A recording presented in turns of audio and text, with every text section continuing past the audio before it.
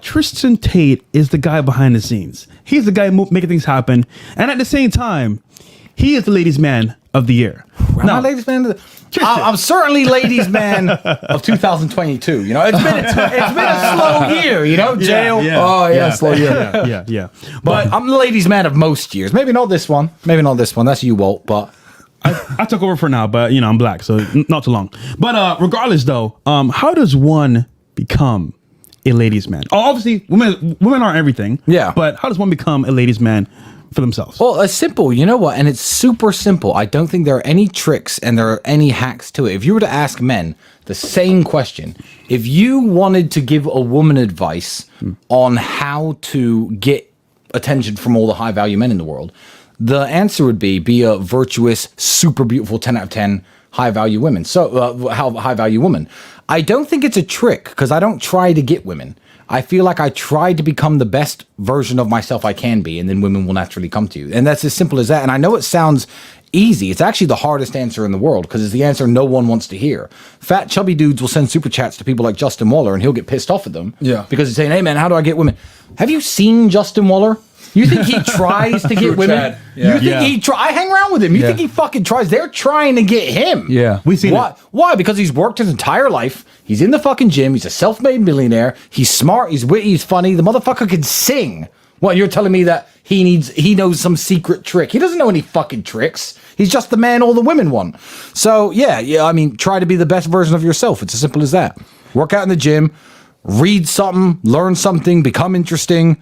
You know, become wealthy, of course, because the wealth comes with a fun lifestyle. Women love fun. Yes. Mm-hmm. That's why they like fast cars. That's why they like when you take nice vacations, because women love fun. And when you're that guy, you'll be surprised how easy it is. If you're sitting there lonely, if you're truly lonely and you can't get any women, I can't teach you anything. Because if you had the basics, you wouldn't be lonely. Yeah. You'd at least have some chick around in your house trying to make you soup and suck your dick, you know? We talk about competency a lot, right? And Tristan, you're always one of my favorite people to talk to because you don't give yourself enough credit for this shit, but you're one of the smartest people I know. Yeah. Like legitimately one of the smartest people I know. You're a fucking encyclopedia, bro. And I know you don't want to come off as a nerd, and I'm airing this out a little bit, but me and you've had many conversations for hours, right? Fucking talking about history and all this crazy shit, man. To this day, it still sticks with me. When you told me about the Mongols, the reason why they won so much is because they lived off their horses. Yeah, because I didn't fucking know that shit. Because each Mongol man was already a ready-made soldier before he even had to learn it. He didn't have to learn anything to become an effective part of the army. Yeah, and then they lived off their horses, so they were able to use one of their strategies. Correct me if I'm wrong here. Let's see if my memory serves me correct. A year and a half plus later. Yeah. So literally. They would retreat when they were low on numbers, live off their horses for a bit, and then they'd come back and engage back in combat when the enemy least expected it, because they didn't expect them to come back because they're like, they got to run back for resources to get food. And with Christian kingdoms, they fought in a very different way. So the first Christian kingdom that was invaded by the Mongols was the kingdom of Georgia. It's on the other side of the Black Sea. And they fought in the way that, let's form up our army and then have our fight and see who wins. The Mongols had no real concept of that. They go there and harass them and shoot them and kill them and just go away. So imagine you're a knight. You take off your fucking armor, you go to sleep. Oh, they're back again. Shit, try and throw your shit back on. Like it was so disorganized. Yeah, I did tell you that. Yeah. Well done. So that's accurate. But I'm in my head. I'm like, what the fuck? Like, how do you know shit like that? And I say all that to say this because we're talking about women, right? Yeah.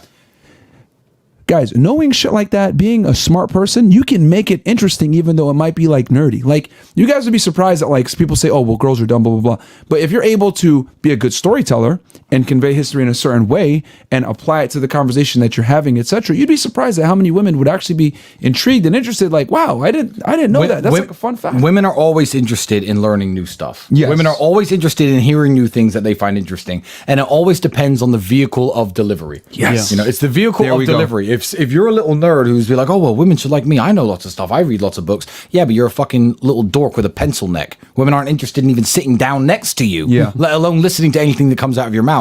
If they think, I might want to sleep with this guy, because you have to understand, before dates, especially when it's your third, fourth, fifth date, the decision to sleep with you, go to bed with you, give you what you're after is already made usually by women before you go. Yep. So you just have to go out and freestyle it. If you're sitting there saying interesting stuff that she doesn't know, will she remember it? No. Will she talk about it with her friends? No. But they find things they don't know incredibly interesting. So yeah, become an interesting guy. Learn some shit.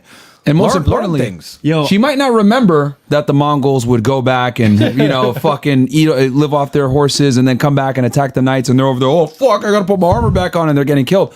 But what she will remember is how she felt when you told that story and how you were able to convey it. Yeah. Matter of fact, Actually- today. No, in fact, I'll dive into this a little bit as well. Please.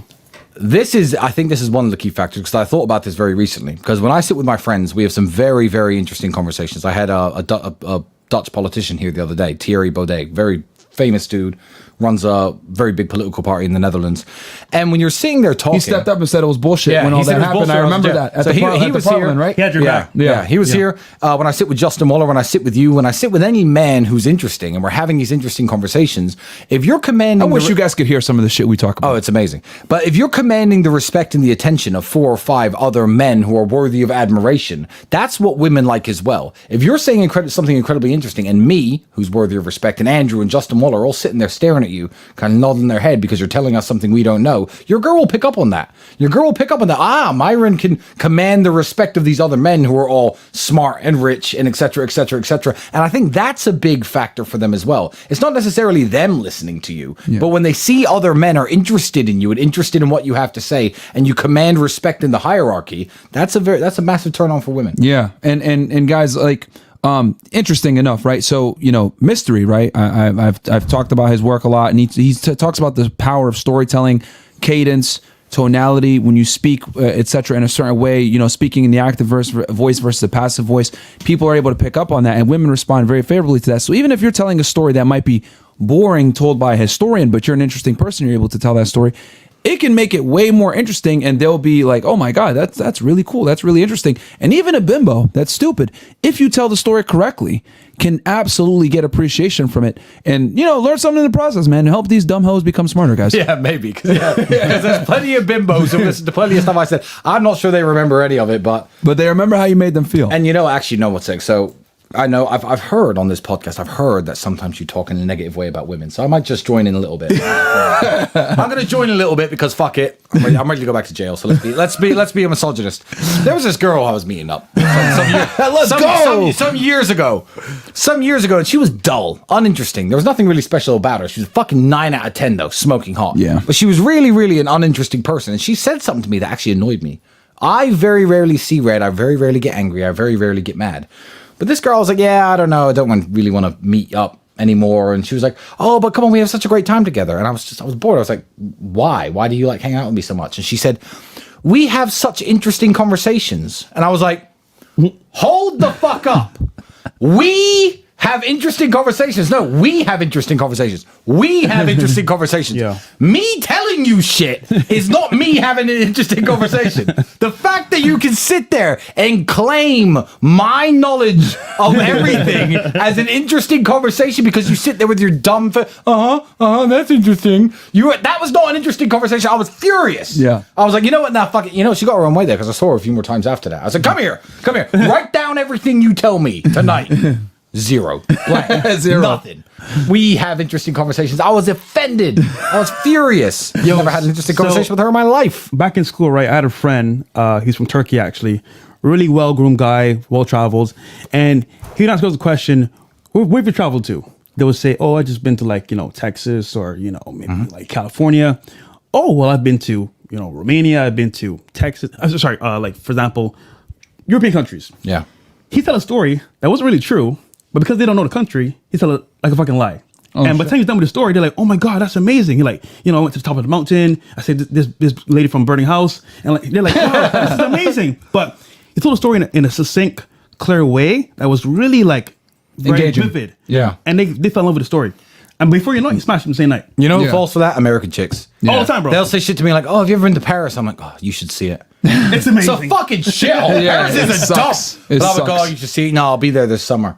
Yeah, Like it's the mystery. Yeah. Paris sucks. They don't know anything. They don't know. They never been to fucking Paris. I can't spell Paris. Did you see the new Napoleon movie?